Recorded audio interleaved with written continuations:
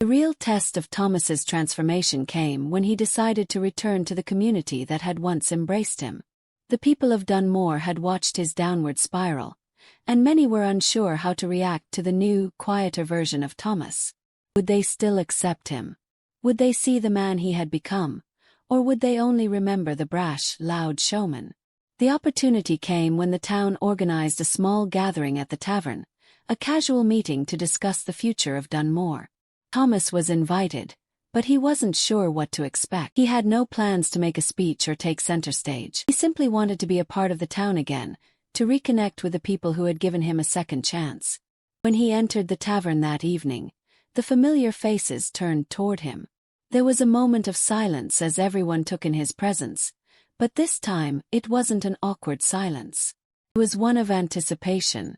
Thomas didn't rush to speak. Instead, he found an empty seat at the bar and simply observed. For the first time, he wasn't the center of attention. He didn't need to be.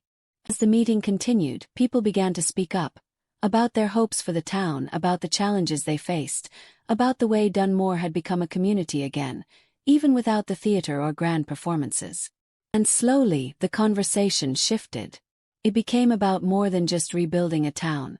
It became about rebuilding lives. At the end of the evening, the bartender, who had known Thomas since his arrival, raised a glass. To new beginnings, He said with a smile, his voice warm with sincerity. to Thomas, who reminded us that life isn't about the show we put on, it's about the people we become.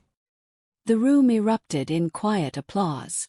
And for the first time in a long while, Thomas felt a sense of belonging, not as a performer, but as a man who had found his place in the world, not by boasting of his grand achievements, but by simply being present.